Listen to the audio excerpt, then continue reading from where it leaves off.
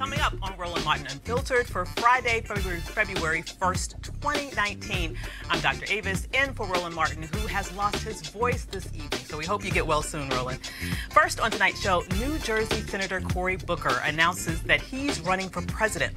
We've got complete coverage from his social media video to his mom, to his first interview on the Tom Joyner Morning Show, and a look back at his first run for mayor in his hometown of Newark, New Jersey. Next, did the current governor of Virginia, Democrat Ralph Northam, appear in his yearbook page in blackface or Klan robes? We've got the shocking pictures and details later. Republicans say that Democrats' ideas on Medicare for all and taxing the ultra-rich are radical and un-American. Our panel will break that down.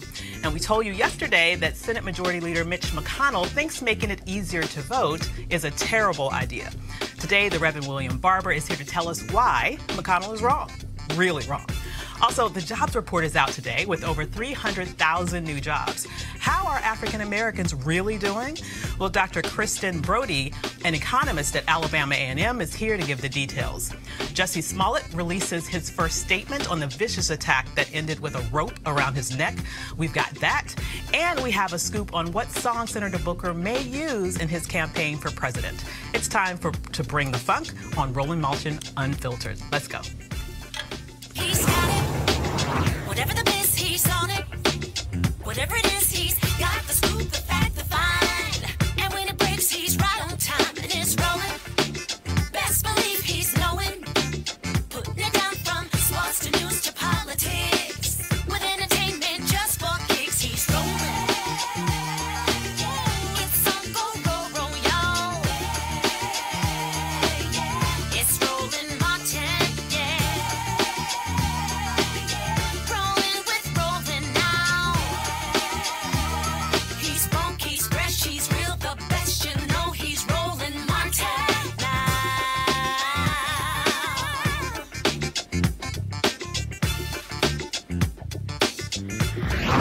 Martin. New Jersey Senator Cory Booker announced this morning that he is running for president. He joins California Senator Kamala Harris, New York Senator Kirsten Gillibrand, Massachusetts Senator Elizabeth Warren, who will formally announce this weekend, and that's just the senators. There are four others who will be running as well. And specifically with Senator Booker, he put out some social media sort of information this morning. Let's take a look at the video that he released to the world right now. Oh, do we have it or do we not have it? Okay, so we don't have it. Well, we might come back to that. Let's take a look at some footage of him signing his candidate papers with his mother, Carolyn. Do we have that? Do we have anything with Cory Booker? Okay. All right, here I go. The paperwork is signed. Yay. I am official. Official for what, sir? Official for running for president. Okay. Can't take it back now. Somebody grab that before he rips it off. Ah, that's so sweet. Well, Booker announced on the very first day of Black History Month, and it's a good time to remember that a total of 10 African Americans have run for president, including Congresswoman Shirley Chisholm, Reverend Jesse Jackson, Alan Keyes, who was a Republican, Senator Carol Moseley Braun, Reverend Al Sharpton, businessman Herman Cain, Dr. Ben Carson, President Barack Obama, Senator Kamala Harris, and now Senator Cory Booker. The senator appeared on the Tom Joyner Morning Show just minutes after he sent out his social media video this morning, and it was his first interview after announcing. Senator Cory Booker, good morning. Good morning, Tom. It's such an honor to be on your show this morning. Oh, man, the honor's all mine. Roland? All right, Senator.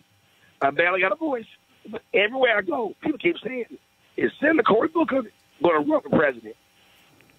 The question is, sir, are you going to run for president in 2020? Well, I literally just pushed send on my tweet and Instagram accounts, but this is my first time saying it publicly. I wanted to come on this show, Tom, because of what you mean to so many people in this country. I want everybody to know that I am running for president of the United States of America. And just really excited to do so. We live in a nation where people are beginning to lose faith in what we can do together. Folks are feeling left out. Folks are feeling left behind. And I think too many people are beginning to think that the things that are tearing us apart are stronger than the things holding us together. I'm running for president to change that, to reignite our sense of what's possible, and reignite the moral imagination of what we can become together. I believe in this nation. As difficult as our past has been, we have always overcome. We've got a better future ahead of us if we come together, work together, stand together, and I believe, America, in the days ahead, we will rise. And that is why you are running for president. Exactly. This is the story of my life in many ways. From the time I was just coming out of law school, I ran to places where folks said things couldn't be done. From joining with some of the greatest tenant leaders in America here in the inner city of Newark to take on slumlords that people said couldn't be beat, we beat them. From joining with incredible folks in Newark and out of Newark, in a city that folks were demeaning and degrading and people were given up to, we showed that this city could rise again, and we're now in our biggest period of economic development, of educational improvement.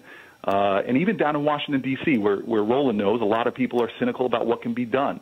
I went down there not just to talk, but to get things done, and joined with people across the aisle to take the first crack in undoing mass incarceration, to even passing writing a very historic piece of legislation that's going to lead to the biggest investments in low-income areas in our country in decades. So I believe that the history of this country is a testimony to the achievement of the impossible if we stand together, and that's why I'm in this. Senator Cory Booker, this is Sybil Wilkes, and my concern is about who I am as a black woman. And, of course, black women have been the backbone and the greatest supporters of the Democratic Party, not to mention our families and the nation. With a black woman already in the Democratic presidential race, what are you saying to black women and other women of color to get our support? Well, look, my life has been defined by black women. I was born to black parents. From my elders to even in my community. I always say I got my BA from Stanford, but my PhD on the streets of Newark. And anybody who knows our communities know that it's black women that often lead, sustain, nourish, and empower us. And so I'm running for all Americans, but I know that often in the black community, the conditions and the realities are what is a good way, lens with which to view the success of our nation. And so if it's issues from us, unfortunately, leading the industrial world in infant mortality and the death of mothers in the earliest years, to issues of economic empowerment. You know, when I go to my corner bodega, I see women who are working a full-time job but still need food stamps to feed their families.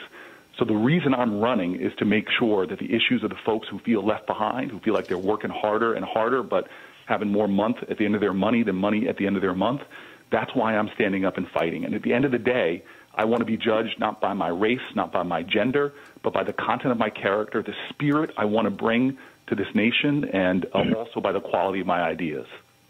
Senator, why are 4 more years of Donald Trump bad for America? Look, you know, everybody, I think, that I talk to when I walk my community is hurting right now. And there are even more people that actually are afraid. You know, we've seen just a massive increase in hate attacks in our country against so many Americans, whether they're LGBTQ or black folks. And everybody's got to know that I'm running really not to beat anybody. I'm running to unite people, because I know that when we stand together, when we work together, we can rise together. And let me tell you this, we're not going to win this race by showing the worst of who we are, but by the best. And I only know one way, as we were all taught by some of our best ancestors, that you can't drive out darkness with darkness. You got to bring the light.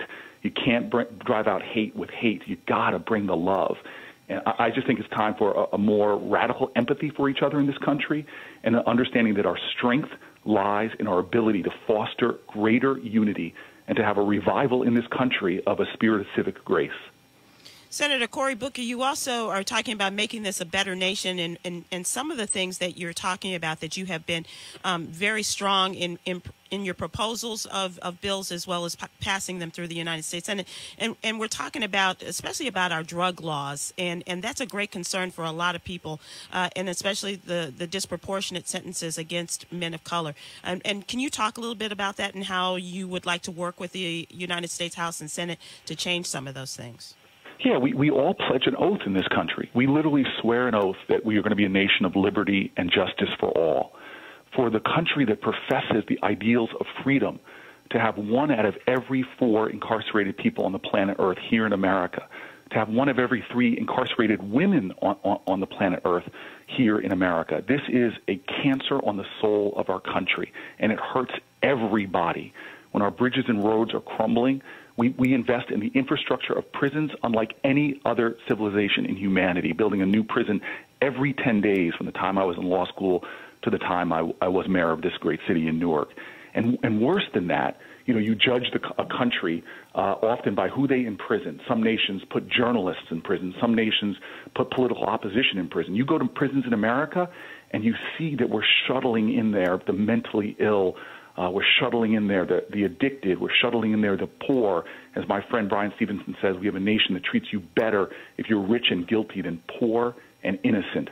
And overwhelmingly, as you said, we disproportionately incarcerate black and brown people. That has got to stop. It's hurting us all. And if folk don't think this isn't a national urgency, there's a great university that put out a study that shows we would have 20% less poverty in all of America if our incarceration rates were in line with other nations. We're not making ourselves safer. We're creating more dangerous conditions, more economic instability. We're hurting not just individuals, but families and communities by over-incarcerating folk. And I know from being mayor of Newark that when you put together prison reentry programs, when you take courts that push people out of jail through our drug courts and our veteran courts and our youth courts, that you actually create more safety when you empower lives, when you get people health care and mental health care. And so we have a comeuppance in this country. We could save billions of dollars. We can empower lives.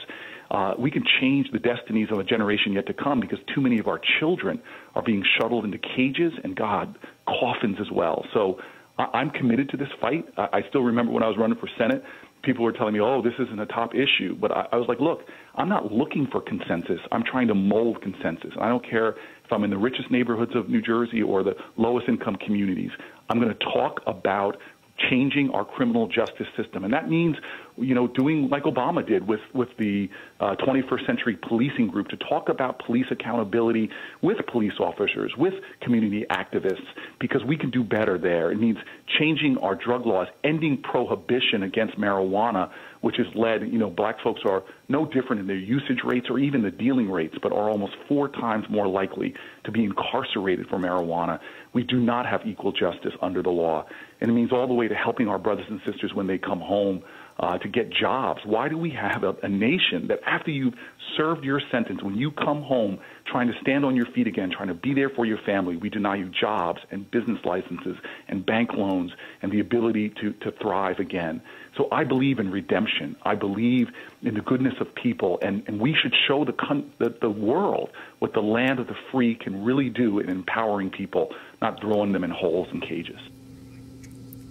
And we now have Senator Booker's announcement video ready for you. Let's roll that tape. In America, we have a common pain, but what we're lacking is a sense of common purpose. What's up? Amen. I grew up knowing that the only way we can make change is when people come together. When I was a baby, my parents tried to move us into a neighborhood with great public schools, but realtors wouldn't sell us a home because of the color of our skin. A group of white lawyers who had watched the courage of civil rights activists were inspired to help black families in their own community, including mine. And they changed the course of my entire life. Because in America, courage is contagious. My dad told me, boy, never forget where you came from or how many people had to sacrifice to get you where you are. So over 20 years ago, I moved into the Central Ward of Newark to fight slumlords and help families stay in their homes. I still live there today, and I'm the only senator who goes home to a low-income inner-city community, the first community that took a chance on me. We are better when we help each other. The history of our nation is defined by collective action, by interwoven destinies of slaves and abolitionists, of those born here and those who chose America as home, those who took up arms to defend our country, and those who linked arms to challenge and change it.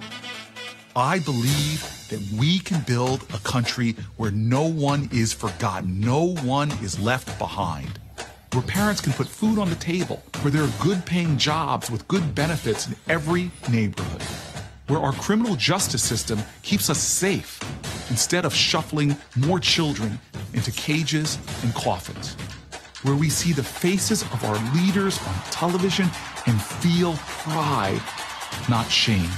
It is not a matter of can we. It's a matter of do we have the collective will, the American will. I believe we do. Together, we will channel our common pain back into our common purpose. Together, America, we will rise. I'm Cory Booker, and I'm running for President of the United States of America. Looks like we got a race. So joining us on tonight's panel to discuss this and other issues are Janice Mathis, Executive Director of the National Council of Negro Women, Dr. Julianne Malveaux, Economist and President Emerita of Bennett College, and Eugene Craig, CEO of Eugene Craig Group. Thanks a lot for coming, you guys. Appreciate it. Thank you. So what do you? It is a special edition. Things are heating up. So what do you think about Booker's announcement? I think that we're fortunate to have this deep bench of talent. When I look at Warren and Booker and Harris, I think any of them would be better than where we are right now. You got that right. And I think we have to be careful, though, because there are going to be people who oppose health care, who oppose Social Security, who oppose education, who oppose criminal justice reform, who will tell us what's wrong with them. Mm-hmm. And I just hope we have the fortitude to ignore the critics from the peanut gallery who tell us that our talented folk are not talented enough.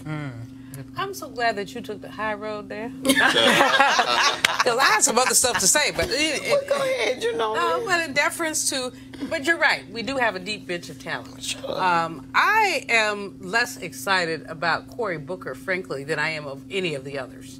I think that Kamala Harris brings a strong and compelling case.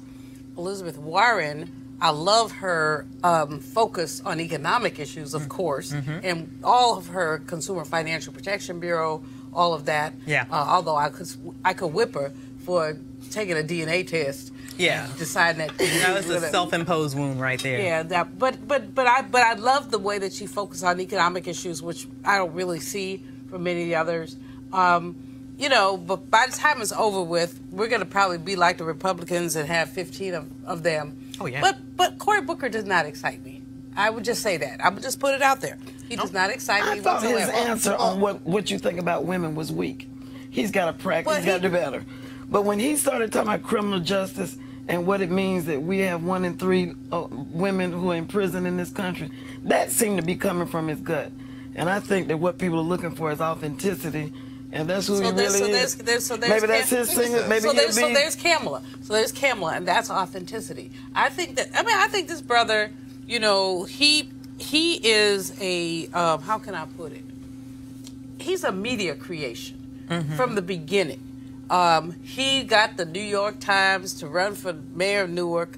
And he does this little fake Jake stuff of I'm going to stay in the projects. Now, you know, give me a break. You don't think he lives in the projects, Dr. Malveaux? No, Avis, I do not think that, brother man. That was some fake Jake stuff, and I just think that a lot of his stuff is fake Jake. But you know what? We're going to see all these people come out and play it out, and it's going to be interesting. Yeah. And you know, it's a year before the first primary. Absolutely. So you know, some people are not going to raise money. Some people go raise money. And it's going to be, you know, I think for Democrats, it's exciting, except for the presence of that idiot from Starbucks. I stopped, you know, this morning I walked by Starbucks. I didn't even get my tea. Oh, yeah. Yeah. I was so bad I didn't even get my tea. I walked by the Starbucks, went home, and put a tea bag in a cup. Oh. Because that man is cray-cray. Yeah. But so, Eugene, as the only brother on the panel, what do you think? I've learned not to interrupt grown folk when they talking. The thing is this. I think Booker brings a lot of value to this race. There is a space on the Democrat side for a centrist, or at least a perceived centrist. The work that he did, that he's done when it comes to criminal justice reform, you got to look at it. You got to look at the totality of Cory Booker. Right. He's a former mayor. As a mayor, as a mayor, there is opportunity to be a hyper-partisan, but at the end of the day, you do have to bring folk together to get things done. But when he got elevated to the U.S. Senate, he was not one that was afraid to engage the other side. Spartacus? Spartacus? Yeah, well. Come on now. Yeah, I think that was. That's what I'm talking about, fake Jake. I agree with you. I agree with you there. I agree with you Spartacus there. moment. I mean, he happened to slip out without getting the ethics hit for that moment. But the thing is this, right? When it came to criminal justice reform, you have folks on the right, Freedom Works and R Street that wanted to get things done. You have folks on the left that have been wanting to get done for a long time. Right. He was one of the first that said, hey, you know what? I'm going to go to the other side. Let's form an actual coalition. We talk to our own people and our own language and get this thing done. And here we have the first step back. That's something he could run on. Somebody, I mean, Elizabeth Warren, I like Kamala, some of the other senators that are jumping in this race, Gillibrand, they're going to have issues. Senators have issues when they run for higher office defining what was your defining moment as a senator. Bernie Sanders is going to have a major issue. What did you get done in the last 25 years as U.S. Senator? Yeah. Cory Booker has something concrete he can point to where he's led on. Well, let's talk about that and some of his other issues. But one more major thing is this. Yeah. One thing I liked about his video is that he brought the idea of populism back to people of color. That it's not just this, Midwest, white guy left out deal. It's a, hey, folk that are living in our cities are hurting. Folk that are they're working 40, 80 hours a week and still have to figure out how to put food on the table. Okay, so sweetie, you drank the Kool-Aid. Listen, I'm Team Harris, President Harris, 2021. So I think that common game, common purpose. That's a good alliterative phrase. That's gonna play. Yeah. Well, let's kind of go through some of his issues and let's pull out a few of them. So these are the main ideas that Booker's running on. Criminal justice reform, which is what you just alluded to, maybe his seminal piece so far in the Senate. Legalize marijuana and expunge possessions convictions, I think is a huge thing. I go with the legalized marijuana. And the other half of that is very important too. Dr. J lives in the district. We got to expunge those records as well. I think that's very important. Okay, Medicare. This is very critical here in terms of particularly the difference here between what he is saying and what Kamala kind of fell into the weeds with the other day, right? So he is arguing that we need Medicare open to all, but keep private insurance, all right? He's also arguing for housing tax credits for renters so that they get some similar sort of financial benefit from it in the same way that homeowners do. And he's also an advocate for baby bonds, which is an idea that every child that's born in America gets a $1,000 bond that would grow in value to $50,000 over time that would ultimately work towards in some way reducing the racial wealth. It won't reduce the disparity because everybody gets it. It's a universal program, but at least increase maybe some level of wealth among the African American community. And it will increase access for people, but it does not. But again, fake Jake. So it's going to reduce the wealth gap? No, it's not. It's not going to reduce the wealth gap. If you give everybody $50,000, even Howard Schultz's children would get it, for example. Exactly. Even billionaires' children would get it. So, again, I think that there's some things that he's put on the table that are innovative. Right. Certainly the credit for renters is something that's really important because part of the wealth gap, actually, and if he had better sense, he would sort of hook that into closing the wealth gap. As in, because 42% of African Americans own homes compared to almost 70% of whites. So if you were able to say that you got a tax credit as a renter, that would reduce some aspect of the wealth gap and make it more accessible for people to purchase housing. Right. So I just don't see that that's something he could spin. It's something that progressive economists would really, like me, would really sort of get into, but he hasn't not really spun that. I just find, I'm thinking back to 2016 and thinking back to his speech at the Democratic Convention. I just found it less than. So you're not in love with them. That's what I'm hearing. Not, honey, I didn't even like with it. You're not even in like with them. No. But whereas with Miss Kamala, you know, and she's my Bay Area homegirl, and very excited about what she's doing. And I'm excited, however, more about what's going on. In other words. Okay. One other thing I want to point out before we move on to the next subject. Here we now have 2 black people running for president. We may end up with a third if Eric Holder decides to join in.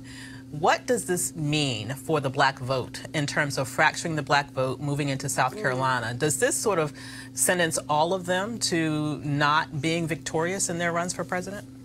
I don't think so. Is from South Carolina. I'll say this. I don't think so. I mean, I am of the mind that Kamala probably runs away with this after South Carolina, California. But I do think that with the race being what it is, you know, probably end up with 20-odd people in this thing. Yeah. That, you know, you can walk out of there with 20-30% and then keep moving forward. And it's going to a broker convention. I do think part of the discussion that needs to take place over the next year is that with both, you know, 2 of the 3 black U.S. senators running, there needs to be a new bench of black U.S. senators elected to the U.S. Senate. Because the idea is this, you know, they both run for president, you know, whoever wins, they're both probably going to get tapped for secretaryships. Yeah. For appointments. That's true. If they want them. If they want them. Yeah. And they may not, because we do have the precedent of people running for president and staying in the Senate because they have more power there. Absolutely. But Janice is from South Carolina. Well, and across the South, half the Democrats in the South are African Americans. Right. At least half. So you got 2 black candidates. So they split the black vote. They still got, I agree with your figure, about 20% or thereabouts. So they're still going to be the top vote getters, even if they split it, assuming they split it relatively evenly. Yeah, sounds good. And I think that Kamala is far more compelling than Booker is. Of course, my biases are showing. I'm loving that you're loving the AKA, Dr. Malvo. Well, you know, every now and then, you people have some sense. Every now and then, you people, but we got the Delta AKA thing going. I just have to keep reiterating. Kellyanne Conway was saying something today about how she thought it was disrespectful of Booker to run against the women and all that. She can't tell us nothing. No. She needs to set her what the guy say? Fall back. Fall back. She needs to step her. So we got to move on, you guys. We got a full show today. So yesterday we told you about H.R. 1. The bill in the House of Representatives would reform campaign finances and government ethics. It also focuses on expanding voting rights, including making Election Day a national holiday. That is not a revolutionary idea. Plenty of countries do that, right? And that would allow voter registration on Election Day as well and online. But the idea of making it easy for people to vote is really troubling for some Republicans. Big surprise there. We showed you Senate Majority Leader Mitch McConnell of Kentucky trashing it on the Senate floor. We're going to show it again, and then we'll talk to the Reverend William Barber on the other side. Their bill would make Election Day a new paid holiday for government workers and created an additional brand new paid leave benefit for up to 6 days for any federal bureaucrat who decides they'd like to hang out at the polls during any election. Just what America needs, another paid holiday and a bunch of government workers being paid to go out and work. I assume our colleagues on the other side on their campaigns. This is the Democrat plan to restore democracy? A brand new week of paid vacation for every federal employee who'd like to hover around while you cast your ballot? Just what Americans don't want, another paid holiday. Right. So joining us now by phone is Reverend William Barber, President of Repairers of the Breach. Reverend Barber, welcome to Roland Martin Unfiltered. Well, thank you so much. Thanks so much. Tell Roland I'm thinking about him. About the voice issue, but we certainly are. You know, I listened to McConnell and sound like a modern day George Wallace, you know, standing between voting rights and the people. You know, senators and members of the Congress are the last ones to talk about people being on vacation, as many vacations that they take. That's number one. Number two, you know, we have vacations for dead presidents, but we don't want to have an election day to vote for living people who are running for president. but I think also we have to be careful because, you know, everything they do is strategic. So he comes out and he focuses on the national holiday, which is just one piece of it. But he doesn't also talk about this bill is talking about making same-day registration, you know, a fixture or automatic registration at 18, a part of it, or a paper trail, so that you don't just have an electronic trail, and, you know, electronically, you know what the votes come, but you actually have a paper trail. They're also talking about nullifying photo ID by simply having signature attestation if you don't have an ID, which is fact what we had in North Carolina before they started messing with things. We had signature attestation. If you lied, you got a 5-year felony. We had no cases at all of so-called voter fraud. So, you know, it's to hear him stand there and joke and laugh. Actually, I don't think he was laughing because it was funny. He laughed because he's scared. The reality is, you're talking about the South. Yeah. If you register 30% of the unregistered black voters in the South and can connect them with poor whites, progressive poor whites, and working class whites and Latinos, you have a whole new political map. That's what we're focusing on in the Poor People's Campaign. If that were to happen, North Carolina, Georgia, Florida, Texas, Virginia, and possibly Alabama, and even maybe Mississippi, new battlegrounds. I mean, they flip. They're not. None of those states are really red states. They're unorganized voter suppression states, and the Republicans know that because they have counted on 13 southern states for the last 50 years to ensure them 171 electoral votes going into any presidential election. That's been their game plan. On the flip side, I'm concerned, though, about Democrats because I haven't read in this bill, and I haven't read it all the way, that them talking about fully restoring the Voting Rights Act. Because without restoring the Voting Rights Act, we don't have pre-clearance. And they've had over 5 years to do that ever since June 25th, 2013. Lastly, in this bill, they talk about throwing redistricting to an independent group, but just throwing it independent, taking it out of the hands of state legislatures without putting some clear guidance as it relates to race is not enough, because all of this is based on race. I mean, this is not about blocking Democrats from the vote. Voter suppression is about people of color, period. It affects, you know, white people. In fact, one of the ways it affects white people is people who get elected through voter suppression, suppressing the vote of black people. Once they get elected, they pass policies that mostly negatively hurt white people. Yep. Absolutely. You know, and that's the story and the things we've got to begin to organize and teach around. That's what we're doing, the Poor People's Campaign. We're actually looking now at every district in the country, voting area, where just a 3 or 5% increase in the number of poor people voting and properly politicized could fundamentally change elections all across the board. So I'm glad to see this H1 bill. It is an omnibus bill. And I will say this on your show, my biggest prayer and thing I'm discerning is that Democrats are not doing this because they know that they're never going to get it through the Senate. You know, you see what I'm saying? Because the reality is everything that's put in that bill, that Democrats should have done it when they had control of both the House and the Senate. You're exactly right. Absolutely. It's way late, you know. And I come from North Carolina. I think Dr. Malvo is up there. People, you know, we won same-day registration and early voting, but it took us 25 years fighting Democrats. I hear you. Absolutely. You know what I'm saying? Absolutely. It took Democrats were in control. It took us 25 years. Now, everybody talks about what the Republicans have done now, or the extremists who call themselves Republicans, and how they, you know, they gutted voting laws after Shelby in North Carolina and all over the country. 26 states have passed voter suppression laws since 2010. Many have done it since 2013. But the reality is we had to fight Democrats for 25 years. And even in this recent election, look, we're doing some analysis now of not what did the voter suppression people do in Georgia and Florida and in Mississippi, but what didn't Democrats do? Yep. Come on, Rev. I'm telling you. Thank you so much for bringing that up. Did they really put the kind of troops in there with Stacey and Gillum early? Did they really support Epstein? You know, Trump put 150 workers on the ground in Mississippi.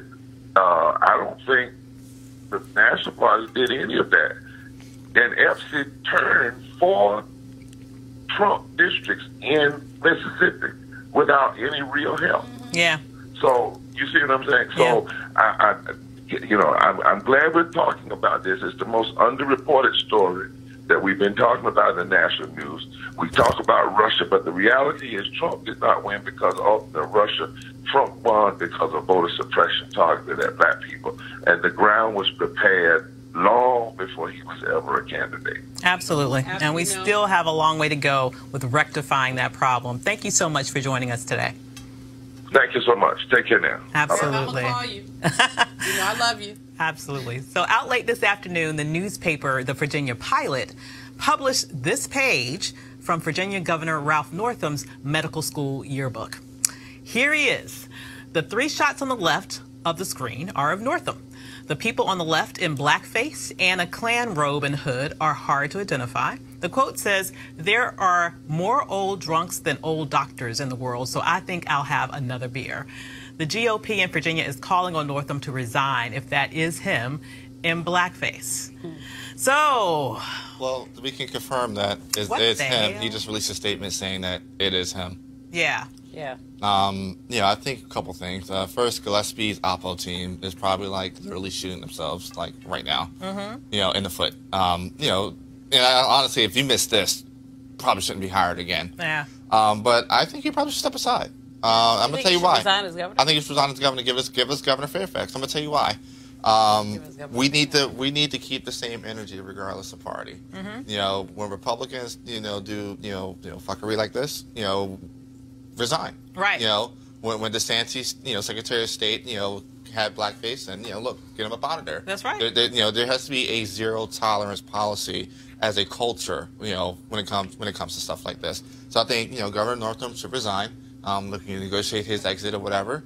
But we have to keep the same energy regardless of party, as a culture. Absolutely, because we just had the Secretary of State, as you mentioned, of Florida, caught in a similar scandal, and he's out of here. So I'm kind of ready for another black governor of Virginia. I would love to see Justin as the governor of Virginia. Absolutely. And I do think that this, the thing that gets me that I don't think we all get is the extent to which racism and blackface and all this is woven into the very fabric of our nation. Yeah. Yes, he should step aside, but there's more than that. Just saying step aside there has to be a moment when we sort of say none of this stuff makes any sense. Right.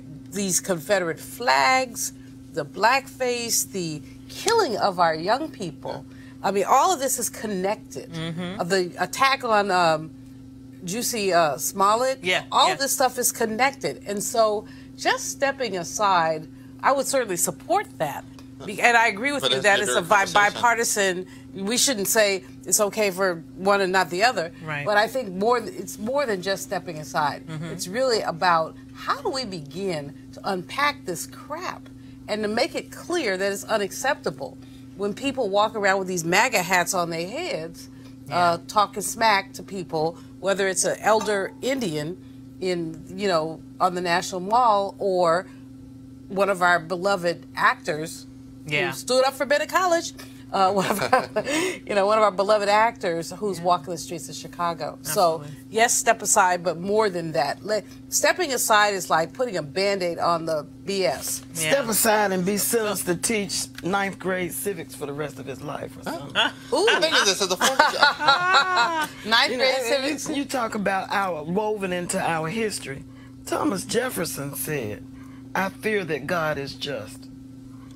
About thinking about the way black folk were being treated in the United States. This has been the deal from the get-go. And I guess I get a little frustrated because I think about what Michelle Obama said.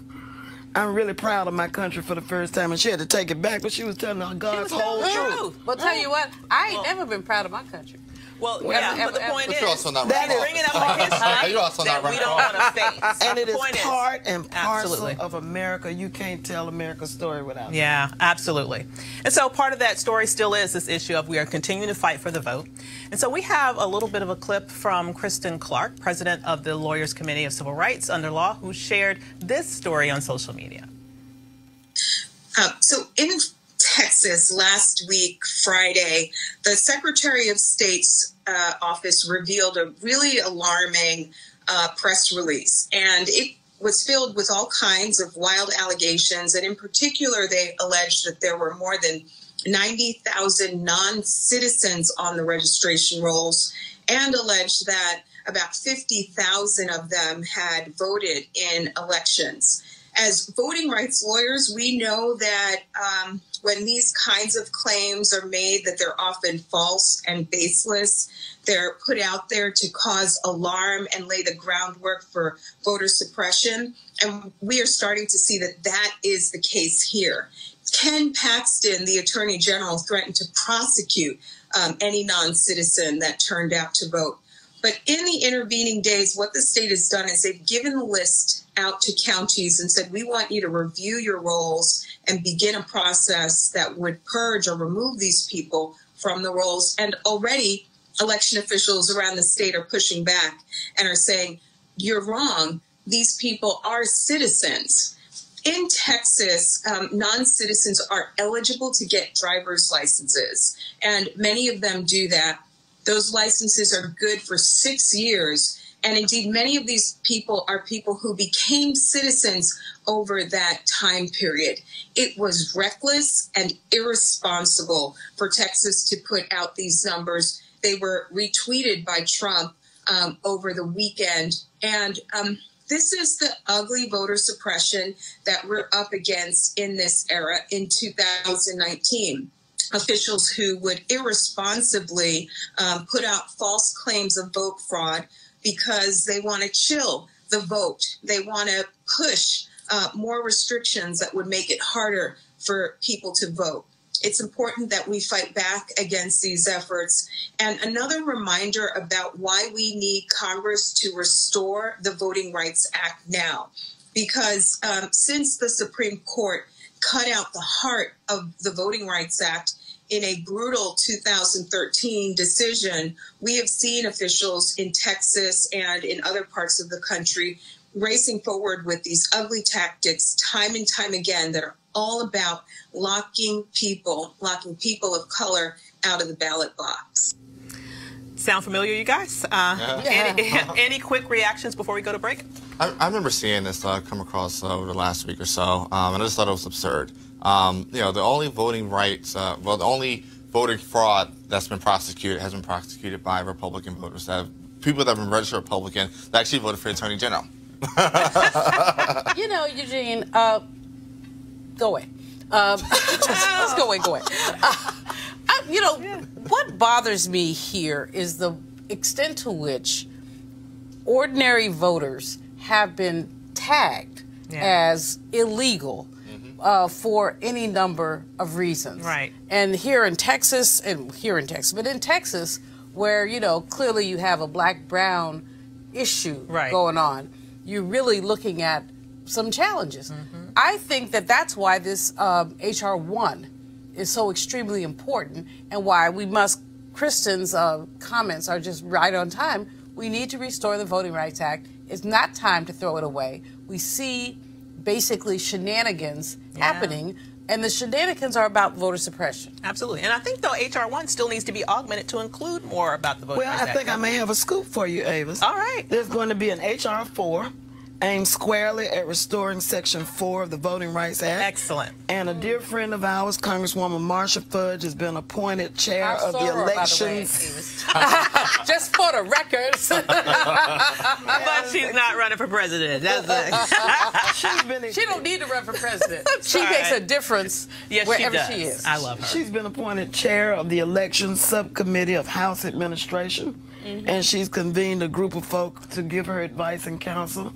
And there are going to be hearings in 10 cities around the country on why we need to restore the Voting Rights Act. So get your Get your stories together. That's what they're gathering evidence so that when they get to the Supreme Court, they'll have a story to tell about why we need Section 4 now. Yes. Excellent. HR 4, look out for it. HR 4. Okay. We got our marching orders. We need to support that. We'll be back in a minute. You want to check out Roland Martin Unfiltered? YouTube.com/Roland S. Martin. And subscribe to our YouTube channel. There's only one daily digital show out here that keeps it black and keep it real. It's Roland Martin Unfiltered. See that name right there? Roland Martin Unfiltered. Like, share, and subscribe to our YouTube channel. That's YouTube.com/Roland S. Martin. And don't forget to turn on your notifications so when we go live, you'll know it. You want to support Roland Martin Unfiltered? Be sure to join our Bring the Funk fan club. Every dollar that you give to us supports our daily digital show. There's only one daily digital show out here that keeps it black and keep it real. It's Roland Martin Unfiltered. Support the Roland Martin Unfiltered daily digital show by going to RolandMartinUnfiltered.com. Our goal is to get 20,000 of our fans contributing $50 each for the whole year. You can make this possible. RolandMartinUnfiltered.com. So hi, I'm Dr. Avis, back for Roland Martin, who has lost his voice. So we're hoping that he's at home chilling and getting well. Next, we want to talk about the jobs report, which came out today. According to this report, the U.S. economy has added over 300,000 jobs in January. Unemployment rose overall from 3.9% to 4%. But breaking it down for whites and blacks, this is what we see. The white-only January unemployment rate was 3.3%, which was unchanged from December. The black-only unemployment rate was 6.8%, more than double that of whites, up from December's 6.6%. And here to help us understand the report a little bit more deeply is Dr. Kristen Brody, an economist at Alabama A&M University. Welcome, Dr. Brody. Good evening, Dr. Avis. How are you? I'm doing great. So good to have you on the show. So great to see you. So could you? It's good to be here. Wonderful. So could you break down these numbers for us, not just in terms of this month and last month, but what have been the trends recently in terms of black unemployment under this administration? Well, the unemployment rate did go up a bit. We saw that total non-farm payroll employment increased by 304,000, where it was thought that it was going to only increase by 165,000. And as you said, the black unemployment rate is higher, but those numbers can be broken down even further when we look at those numbers by age and race. So for whites, it was 3.5% versus 6.8% for African Americans. But when you look at men, white men is 3.3% versus black men 7.1%. So that number is much higher. Absolutely. For white women, 3.2% versus 5.5% for African American. But the real discrepancy comes with both sexes between the ages of 16 to 19. So for whites, that number was 11.6 versus 20.6 for African American. So there are some real differences when you break down those demographics. Absolutely. And just one other thing to follow up with that. So I'm looking at these numbers just from the last couple of months. You mentioned, for example, that black men unemployment is at 7.1% now. If you go back to November, it was at 5.8%. That's a pretty significant jump for just 2 months, isn't it? It is. It definitely is. And part of that, if you look at December, was the government shutdown, that a lot of the people that were furloughed claimed temporary unemployment. So that's part of it. But it also goes to differences in education that we've seen since 2000, differences in incarceration rate, education levels, and just pure discrimination and bias. Gotcha. Those things definitely make a difference. So economist to economist, Dr. Malveaux has a question for you. So have you looked at the MPOPs? How are you? It's good to see you. Good to see you. The employment population ratios are what concern me more than the actual unemployment rates. The fact that there's a gap, especially among men, between the percentage of the population that's employed, the MPOP. So having looked at that, what can you say about that, and why should we be concerned about that as well? Well, I think that when you just look at the unemployment numbers and whether they've gone up or down, it doesn't consider how many people have entered or left the workforce. Furthermore, how many people are temporarily employed, and also those who have left the workforce or are counted as discouraged workers. And in fact, the number of part-time people who are employed part-time due to economic reasons has increased. And so a lot of African Americans are going to fall into that. But those numbers aren't counted in the pure unemployment rate. But we end up with this gap, especially among men, that concerns me. For white men, you have an impop of something that's almost 70%. But for black men, as an example, you have an impop that is 62, 63, 64. Women, it's about the same. So the percentage of people who are unemployed is concerning, especially because they're not absorbed in the unemployment rate. Could you go into a little bit more depth about impop so that the audience understands what you're referring to? It's the employment population ratio. So it's the percentage of the population that is employed.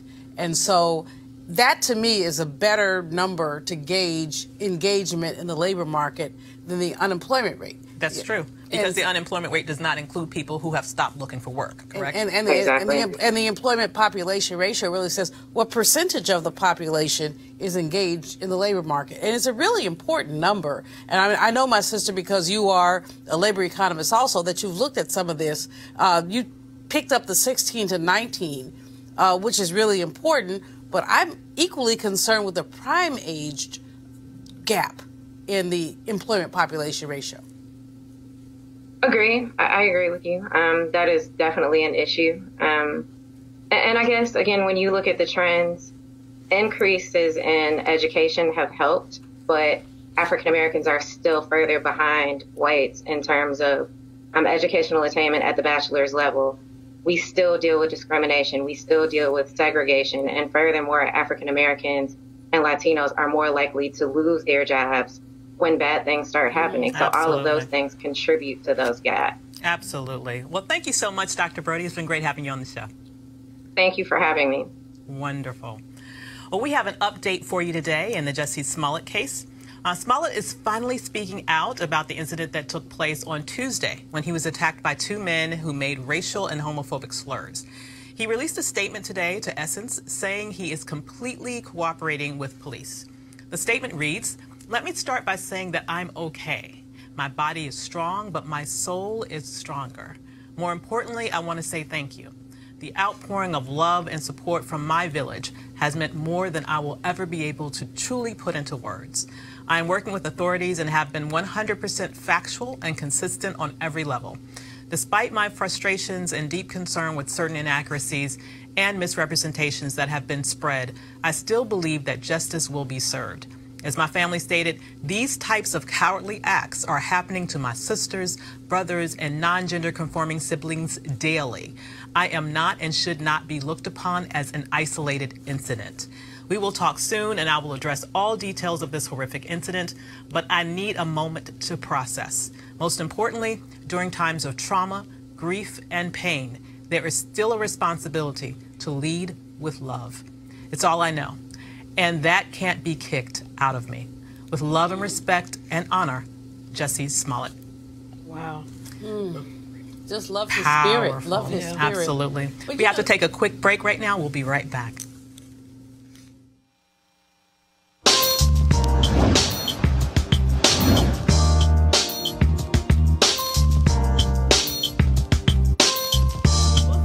Cookman is located in Daytona Beach, Florida. It was founded in 1904, so this is HBCU Giving Day. Notable alumni include A. Philip Randolph, Yvonne Scarlett Colden, James Bush III, Rasheen Mathis, and Nick Collins. To support this HBCU, we're going to ask you to go to cookman.edu. We've been telling you also that Bennett College needed to raise $5 million by today. Well, the good news is they did it, fueled by a last-minute gift of $1 million from nearby High Point University. Wasn't that sweet? That's kind of cool. Here's the president of High Point announcing the gift. Dawkins, will you come up here for just a second? High Point University, ladies and gentlemen, on this evening wants the world to know that we're not going to let Bennett suffer in any way. We're going to see to it the future looks bright. And so High Point University today is going to offer a challenge. A challenge good for the next 48 hours, between now and Monday morning. High Point University today announces that we are providing for Bennett a gift, an investment in the amount of $1 million.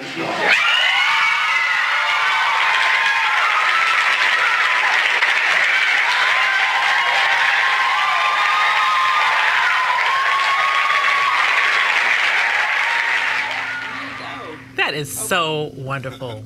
He's such President a cool guy. Emeritus. Yeah, and that's I got my blue on today for Bennett. Awesome. You know, if you see me without red or orange, something going on. So I was channeling Bennett, and Nito Cobain is just an amazing person. Wow. He was president at High Point when I was at Bennett, and he is just, you know, personally wealthy, but also done so much for his campus. Yeah. And has always looked into partnerships. So you know, I'm just grateful. That's beautiful. Just really grateful. And you know, there are about a dozen colleges in the area. Yeah. In the I forget what they call it, the Piedmont Triangle. Mhm. You know, the 5 or 6 in Greensboro. Then you've got High Point, and you've got you know, the other one, I forget. A&T? No. No. Well, I didn't forget. A&T's in Greensboro. Then you've got High Point. Then you've got one other town. And between them is a dozen. Right. And the presidents there tend to be very close. That's Meet good. once a year together, do dinner together. And I mean, I'm going to call Nito when I get home and just say, dude, I love you. But he knows I love him anyway. But that's just so amazing. But Bennett has, you know, it's bigger than Bennett. Bennett had the challenge of raising $5 million to go to Saks and say that we have the money. But that's a short-term issue. Yeah. The long-term issue is that none of our small HBCUs have the endowments that we need to have. Right. And that black people, you know, we have $1.3 trillion in the black community.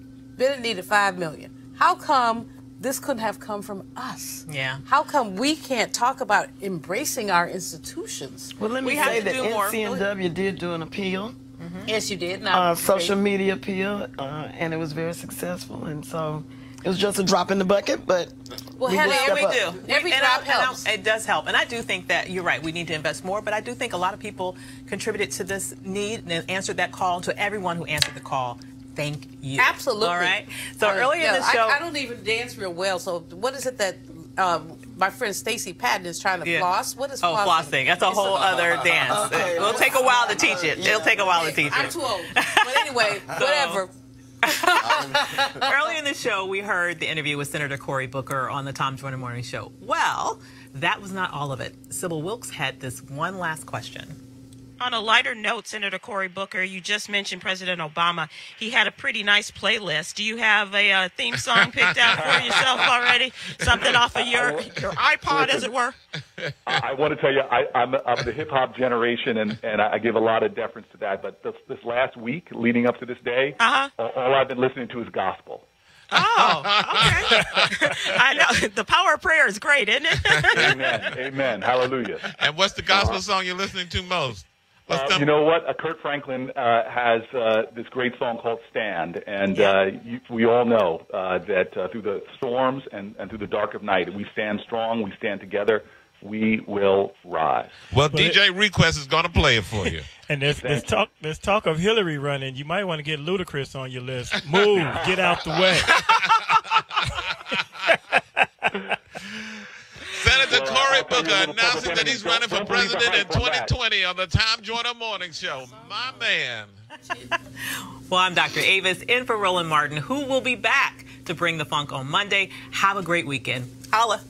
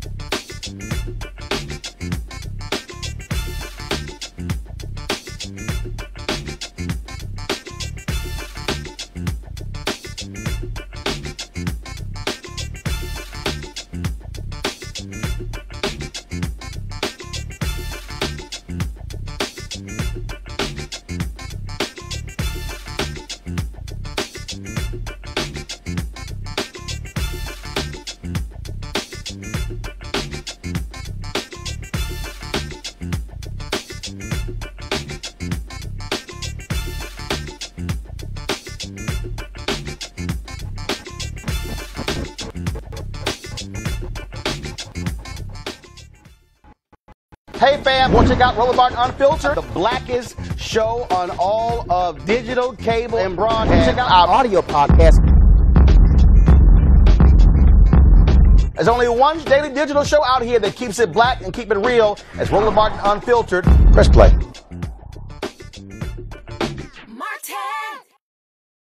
You want to support Roland Martin Unfiltered?